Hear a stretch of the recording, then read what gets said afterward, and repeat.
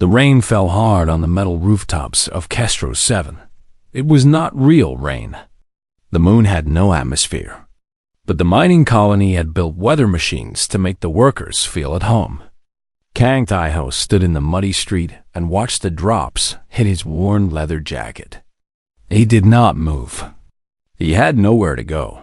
3 years ago, Taiho was a hero. He flew the fastest ships in the United Earth Fleet. His name was spoken with respect in every station from Mars to the outer colonies. Young pilots wanted to be like him. Commanders trusted him with impossible missions. He had medals. He had friends. He had a future. Now he had nothing. The memory came back to him like it always did. The Battle of Vega Station. His squadron was flying in perfect formation. Enemy ships filled the void like angry wasps. And then he saw it. A civilian transport ship caught in the crossfire. 2,000 refugees inside. Families, children, people who had nothing to do with the war. His commander told him to stay in formation. The mission was more important. Let the transport burn. Taiho did not listen. He broke formation and flew to the transport. He destroyed the enemy ships that surrounded it. He guided it to safety. But when he returned, the battle had turned. Without him in position, the fleet lost its advantage. 2 military cruisers were destroyed.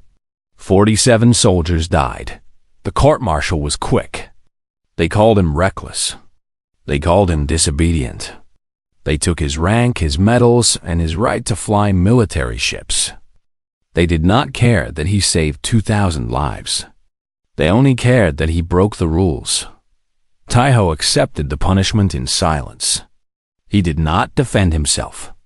Part of him believed he deserved it. Now he worked as a cargo hauler. He flew old, broken ships that smelled like rust and fuel. He carried supplies to colonies that nobody cared about. He made just enough money to eat and keep flying. That was all. Today, he came to the scrapyard auction. He needed a new ship. His current one was dying. The engine made sounds that scared him. The hull had more patches than original metal. One more trip, and it would fall apart in space. The scrapyard was a mountain of dead machines. Ships of every size and shape lay broken and forgotten.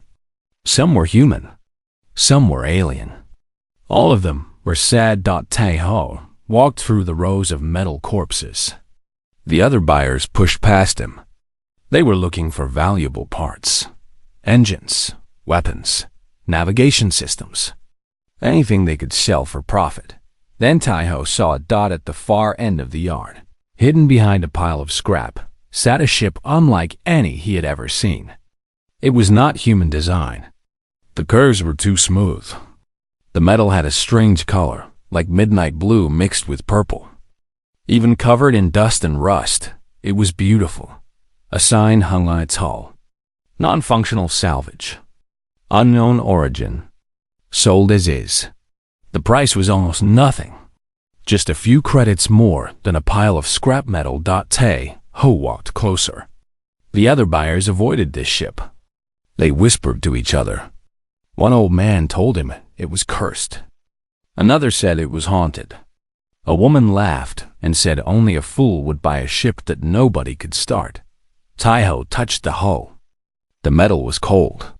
But for a moment, just a brief moment, he thought he felt something. A tiny vibration. Like a heartbeat. He told himself it was his imagination. But he bought the ship anyway. It took all his remaining credits. Every coin he had saved in 3 years of miserable work. The auctioneer looked at him with pity. The other buyers looked at him with amusement. They thought he was stupid. Maybe he was.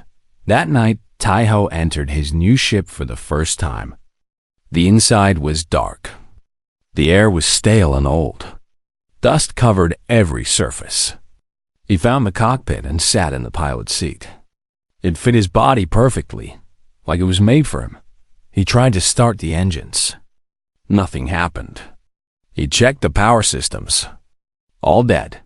He examined the consoles. They were cold and dark, like they had been sleeping for centuries. Taiho sat alone in the darkness of his strange new ship. He had spent everything on a metal corpse. He had nothing left. No money, no friends, no future. He laughed. It was a tired, empty laugh. Then he noticed something. The walls around him seemed different in the darkness. They did not look like normal metal. They looked almost organic. Like skin. He reached out and touched the wall. It rippled. Taiho pulled his hand back. His heart beat fast. He stared at the wall in the dim light. It was still now, motionless. Maybe he imagined it. But deep in his chest, a strange feeling grew. It was not fear. It was something else. Something he had not felt in 3 years. Hope. He did not know it yet, but his life was about to change forever. The ship was not dead. It was waiting. And Kang Taiho, the disgraced pilot with nothing left to lose, was exactly what it had been waiting for. Outside, the fake rain continued to fall on the metal rooftops of Kestro 7. Inside the strange alien ship, a man who had given up on himself sat in the darkness and wondered what tomorrow would bring. He would find out soon enough. 3 weeks passed. Taiho worked on the ship every day and every night. He cleaned the dust. He checked every wire and every pipe. He studied the strange alien systems that made no sense to him. Nothing worked. The ship remained silent and dark. He started to believe the others were right. He was a fool. He had wasted his last credits on a beautiful grave. But he did not give up. He had nothing else to do. Nowhere else to go. So he kept working. On the 23rd night, Taiho was deep inside the ship. He had crawled through a narrow tunnel to reach the core. It was a strange room, round like a heart. The walls here were different. They were softer, warmer, almost alive. He was trying to repair a broken conduit when his tool slipped. The sharp metal edge cut deep into his palm. Blood flowed from the wound, red and warm. Some of it dripped onto the floor. The ship shuddered. Taiho froze. He held his bleeding hand and stared at the floor where his blood had fallen. The metal there was changing. It was absorbing his blood like a sponge absorbs water. The red liquid disappeared into the surface. Then the lights came on. Not bright lights, soft lights, gentle lights. They glowed from the walls like stars waking up after a long sleep. A low hum filled the air. Taiho felt it in his bones. The entire ship was vibrating. It was coming alive. And then he heard the voice. It did not come from speakers. It came from inside his head. A voice that was ancient and tired. A voice that had waited for centuries in the darkness. You are warm. You are alive. Why did you wake me? Taiho stumbled backward. His heart raced. He looked around wildly, but he was alone in the room. The voice was real, but there was no one there. Who are you? He asked out loud. His voice shook. I am this ship. I am Vila, and you have bonded yourself to me. Taiho did not understand. He pressed his wounded hand against his chest and tried to think clearly. The ship was talking to him. The ship was alive. How was this possible? Vela explained. She spoke slowly, like someone who had not used words in a very long time. She was a bioorganic vessel, a living ship. She was created long ago by a civilization called the Architects. They built ships that could think and feel. Ships that bonded with pilots and became partners. The Architects were gone now, dead for thousands of years. Most of their living ships died with them. But some survived, drifting through space, waiting for new partners. Vela had a partner once, a warrior named Drell from a species called the Vicorians. He was powerful and proud. They flew together for many years. They won many battles. But Drell died in combat, and without a bonded pilot, Vila could not survive. She entered hibernation to save herself. She drifted through the void until she was found and sold as scrap. She had been sleeping for 300 years. Then Taiho's blood touched her core. Human blood. Warm and full of life. It woke her up. And in that moment of waking, she bonded with him. What does that mean? Taiho asked. Bonded? It means we are connected now. Your life and my life are one. If you die, I die. If I die, your mind will break. Taiho felt cold. He did not ask for this. He did not want this. He bought a ship, not a partner. Not a responsibility. Vela sensed his fear. Her voice became harder. You think I wanted this? You think I chose a broken human with no honor and no future? I remember my previous pilot. He was a hero among his people. He conquered 12 star systems. He was feared across the galaxy. And you are nothing. A disgraced fool who bought me for scrap. The words hurt. They hurt because they were true. Taiho was silent for a long moment. He looked at his bleeding hand. He looked at the glowing walls around him. He thought about his life, the battle, the court-martial, the years of loneliness and shame. Then he asked a question that surprised both of them. What do you need? Vela paused. What? You said you were dying before I woke you. You have been asleep for 300 years. You must be hurt, weak. What do you need to heal? The ship was silent. When she spoke again, her voice was different, softer, confused. No one has ever asked me that before. Taiho sat down on the floor of the core room. He was tired. His hand hurt. His whole life was a mess. But for the first time in 3 years, he felt like he had a purpose. I am not a great warrior, he said. I am not a hero. You are right. I am broken, but I am all you have now. And you are all I have. So let us help each other. Vela did not respond for a long time. Taiho waited. The soft lights glowed around him. The gentle hum of the ship filled the silence. Finally, Vela spoke. I need energy, nutrients, radiation from young stars. But most of all, I need emotional resonance. The architects designed us to feed on the feelings of our pilots. Courage makes our shields strong. Determination powers our engines. Compassion helps us heal. And what do I feel? Taiho asked. Nothing, Vela said. You are empty inside. How? Your emotions are locked away behind walls of guilt and shame. I cannot feed on nothing. Taiho nodded slowly. She was right. He had shut himself down years ago. He did not let himself feel anything because feeling hurt too much. Then I will learn to feel again, he said quietly. For both of us, it was a promise. A small promise from a broken man to a dying ship, but it was honest. And sometimes, honesty is enough to start something new. Outside the ship, the stars burned cold and distant. Inside, a man in a living vessel began the long journey of learning to trust each other. Neither of them knew what the future would bring. But for the first time in a very long time, neither of them was alone. Weeks turned into months. Taiho and Vela traveled slowly through the outer reaches of space. They stayed away from busy shipping lanes and crowded stations. They were not ready to be seen. Not yet. Vela was still weak. Her hull had many scars. Some of her systems did not work at all. She needed time to heal. And she needed Taiho to open his heart. At first, it was difficult. Taiho had spent 3 years building walls inside himself. He did not talk about his feelings. He did not think about the past. He survived by being numb. But Vela could see inside him. The bond between them went deep. She could feel his emotions even when he tried to hide them. You are afraid, she said one night.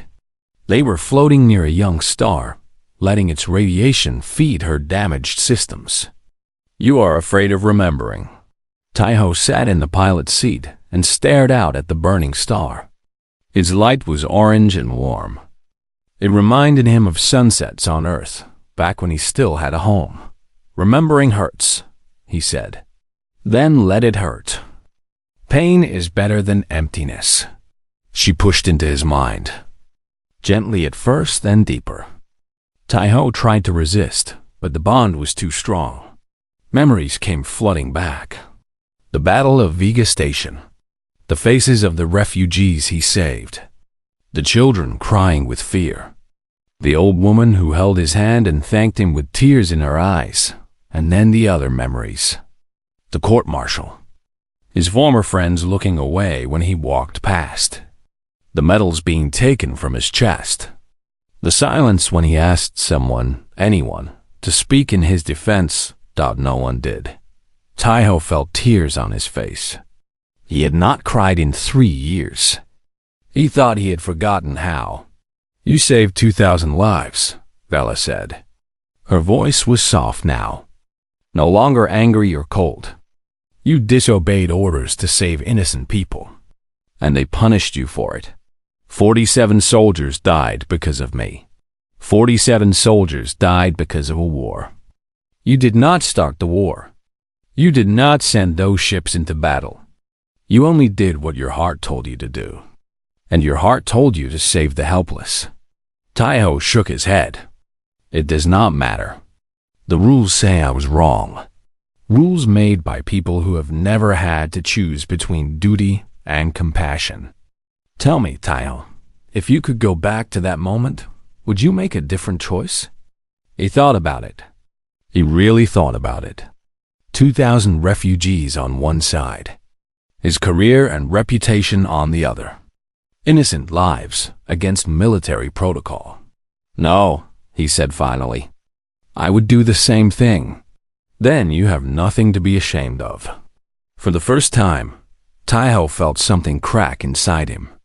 Not break, crack, like a wall with a small hole in it. Light came through that hole. Just a little bit of light. He laughed softly. It was not a happy laugh, but it was real. "You are very wise for a spaceship." Vela made a sound that might have been amusement. "I am 3,000 years old. I have had time to think." Over the following weeks, they talked more. Vela shared her own memories. She showed Tai-Ho the galaxy as it was before the current empires. She showed him the architects, tall and graceful beings who created living ships as companions, not weapons. She showed him beautiful worlds that no longer existed and civilizations that had turned to dust on. She also showed him Drell, her previous pilot. He was everything Tai-Ho was not. Strong, proud, feared across the galaxy. But Vela's memories of him were not warm. Drell saw her as a tool, a weapon to be used. He never asked what she needed. He never cared how she felt. "When he died, I felt relief," Vela admitted. "Is that terrible?" "No," Tai-Ho said.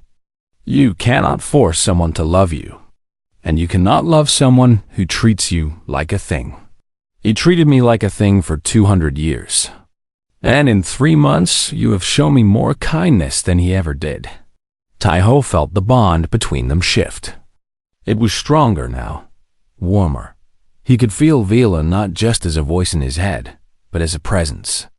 A partner, a friend, and Vela could feel him too. She felt his guilt begin to fade. She felt his hope begin to grow. She fed on these emotions like food after a long fast. Her systems grew stronger. Her weapons came online. Her hull began to heal. One day, Tai-Ho looked at the ship's display and saw something that amazed him. Vela's power levels had doubled since they first bonded. Her shields were at full strength. Her engines purred like a happy animal. "You are healing," he said with wonder. "We are healing," Vela corrected. "Together." Tai-Ho smiled. It was a real smile. The first one in 3 years.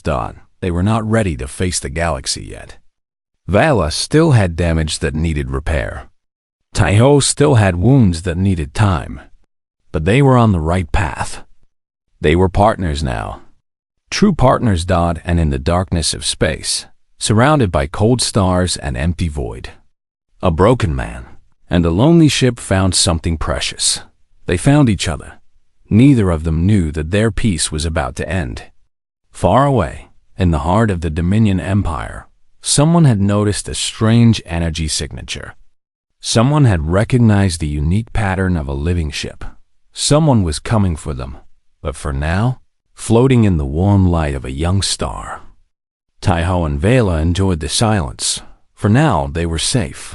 For now, they were home. The alarm woke Taiho from a deep sleep. Red lights flashed through the ship. Vela's voice filled his mind, sharp with fear. They found us. They are here. Taiho ran to the cockpit. Through the viewing window, he saw them. 12 warships dropping out of hyperspace. They were massive, covered in weapons, painted in the black and gold colors of the Dominion Empire. The Dominion was the most powerful force in this part of the galaxy. They had conquered hundreds of worlds.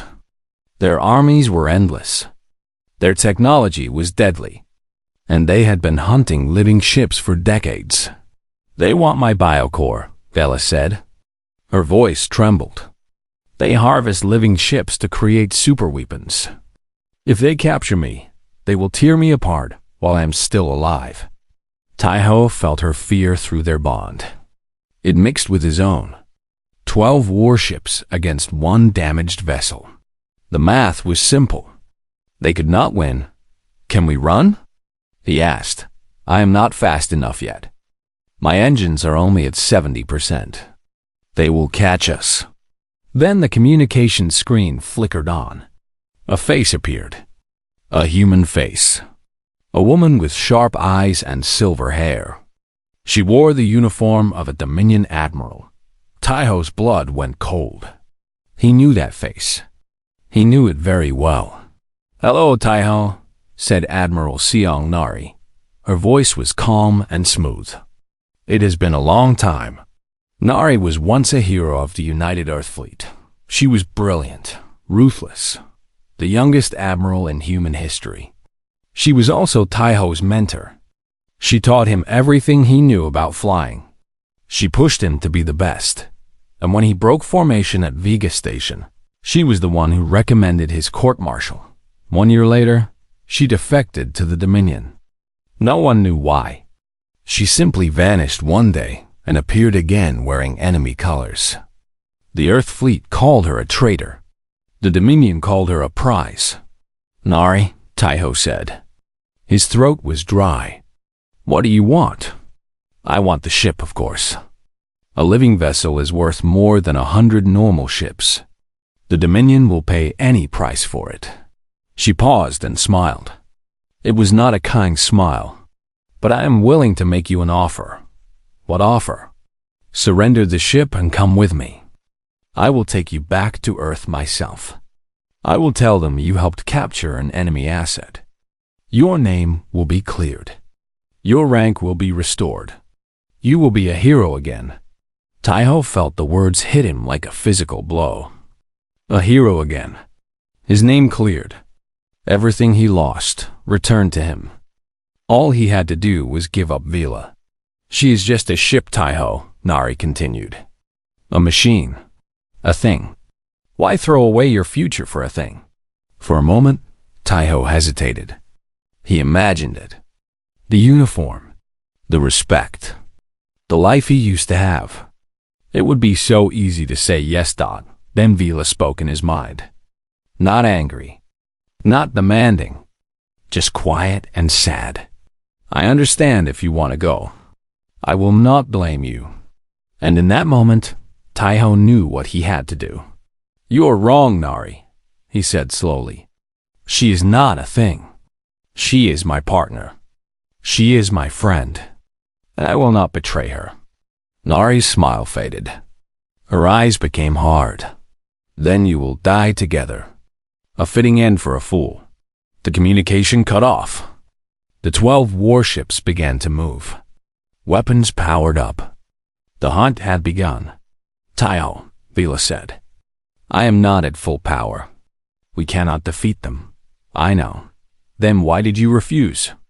You could have been free. Taiho gripped the controls. His hands were steady. His heart was calm. Because some things are worth more than freedom. Some things are worth dying for. He pushed the engines to maximum. Vela screamed forward into the enemy formation. The first warship fired. Plasma beams cut through space like burning knives. Taiho dodged left, then right. His reflexes were fast. Faster than they had been in years. The bond made him better. He could feel Vela around him. Her walls were his skin. Her engines were his muscles. They moved as one being. They destroyed the first warship with a beam of energy that had not been fired in 1,000 years. The ancient weapon tore through enemy shields like paper. The second warship fell moments later, but there were still 10 ships left. And Vela was taking damage. A missile hit her side. Taiho felt the pain through their bond. It was like being stabbed. He gritted his teeth and kept flying. Another hit. Another burst of pain. Vela's voice grew weaker in his mind. I cannot hold on much longer. Yes, you can. We can. Together. He poured his emotions into the bond. Not just courage. Not just determination. Something deeper. Something he had been afraid to feel for 3 years. Love. Love for this strange ship that had given him hope. Love for this partner who trusted him when no one else did. Love for this life they had built together, fragile and new. Vela gasped. Power surged through her systems. Her wounds began to close. Her weapons blazed brighter. What are you doing? She cried. Giving you everything I have. He pushed harder. His memories. His dreams. His will to live. It all flowed through the bond into Vela. He held nothing back. Vela screamed. Not in pain. In transformation. Her hull shifted and changed. New weapons grew from her surface. Her engines tripled in power. She became something new. Something that had never existed before. A fusion of human heart and ancient design. She tore through the remaining ships like a storm. Nari's flagship was the last to fall. Taiho saw escape pods launch just before the ship exploded. Nari had survived. She would be back someday. But not today. The battle was over. The Dominion fleet was destroyed. And in the silence that followed, Taiho and Vela drifted alone among the wreckage. They were both exhausted, both damaged, but both alive. Thank you, Vela whispered. Thank you for choosing me. Taiho smiled weakly. His body felt empty. He had given her almost everything he had. Thank you for being worth choosing. They floated together in the darkness, surrounded by the debris of their enemies. They had won. Against impossible odds, they had won, and the galaxy would never be the same. News traveled fast across the galaxy. A single ship had destroyed a Dominion war fleet. An unknown vessel with power that no one could explain. Some said it was a weapon from a lost age. Some said it was a demon from the dark spaces between stars. Others said it was something new. Something that changed everything. Taiho and Vela did not care about the rumors. They were too busy healing. The battle had nearly killed them both. Taiho had given too much of himself through the bond. For 3 days, he lay unconscious in the core room while Vela watched over him. She fed him nutrients through the walls. She kept him warm. She whispered to him in his dreams. When he finally woke, his body was weak, but his mind was clear. He felt different, lighter. The guilt he had carried for 3 years was not gone, but it was smaller now. It no longer crushed him. You are awake, Vela said. Her voice was full of relief. How long was I out? 3 days. I was worried you would not wake up at all. No bonded pilot has ever given so much of themselves to their ship. The architects believed it was impossible. Taiho laughed softly. Maybe humans are different. Maybe you are, Vela agreed. My previous pilot never gave me anything except orders. He took from me constantly, but never offered anything in return. The architects designed us to serve, not to be served. They never imagined a partnership like ours. Taiho thought about this. The architects were an ancient and powerful civilization. They created wonders that still amaze the galaxy thousands of years later. But they made one mistake. They built their living ships to be tools, not partners.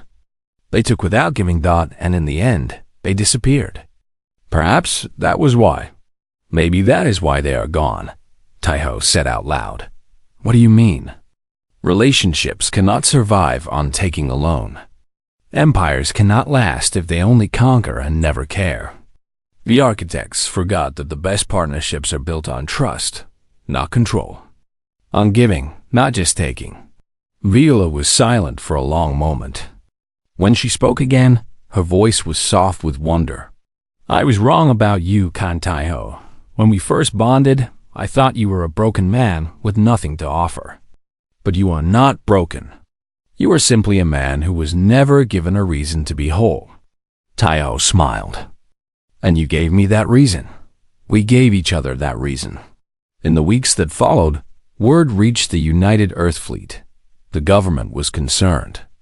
A human pilot with an alien superweapon was dangerous. They sent an envoy to find Taiho and bring him back. The envoy was a young officer named Lieutenant Kim Minji. She was nervous when she arrived. She expected to find a dangerous criminal. Instead, she found a tired man sitting in a beautiful ship, drinking tea. The Earth Fleet wants you to come home, she said carefully. They are offering you a full pardon, a new rank, a position in the Special Operations Division. Taiho listened politely. Then he shook his head. I am not interested in ranks or medals anymore. I tried to be a hero once. It cost me everything. Then what do you want? Taiho thought about it. What did he want?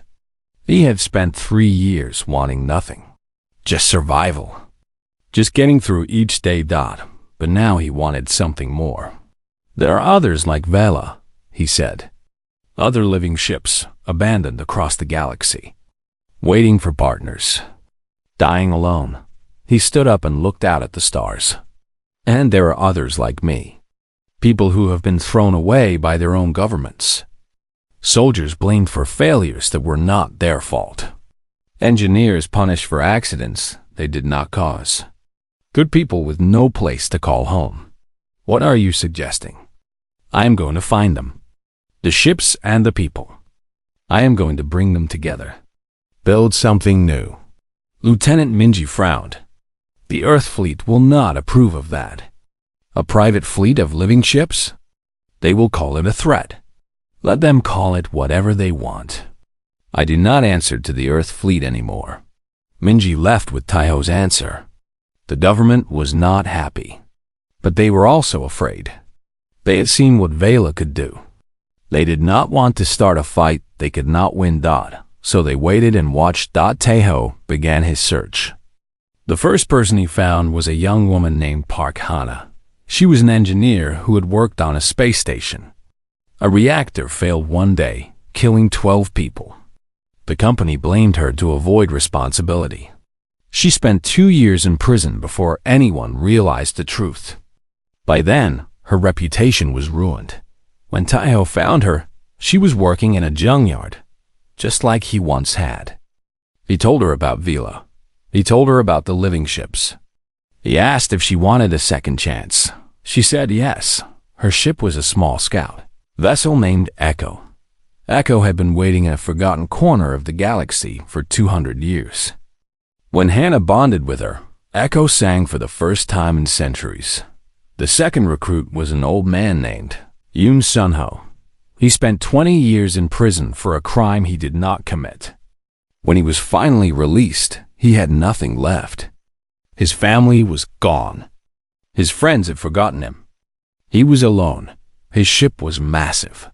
A carrier-class vessel named Horizon. Horizon had been floating in an asteroid field for 300 years. Too proud to die, too lonely to live. When Sunho bonded with him, Horizon wept with joy. One by one, Taiho found them. The lost ships. The forgotten people. He brought them together. He gave him purpose that by the end of the year, he had 7 ships and 7 pilots. Each ship was unique. Each pilot had a story of pain and loss. But together, they were something new. Something powerful. They called themselves the Awakened. The Dominion called them terrorists. The Earth Fleet called them rogue assets. Governments across the galaxy worried about what they might do. But the Awakened did not care about politics or power. They cared about each other. They cared about the lost and forgotten. They cared about proving that broken things could be made whole again. On a quiet night, floating among the stars, Taiho sat in Vila's core room. The other ships were nearby, their lights twinkling like fireflies in the darkness. Through the bond, he could feel all of them. 7 ships. 7 pilots. 1 family. What do we do now? Vela asked. Taiho smiled. For the first time in his life, he knew exactly what he wanted. We find more of them. Every lost ship. Every abandoned soul. We show the galaxy that being thrown away is not the end. It is the beginning. Vila hummed with contentment. Around them, the other living ships began to sing. It was an ancient song, passed down from the time of the architects. But now it had new words. New meaning. It was not a song of war or conquest. That it was a song of belonging. And in the vast darkness of space, surrounded by his new family, Kang Taiho finally understood what it meant to be home. The end.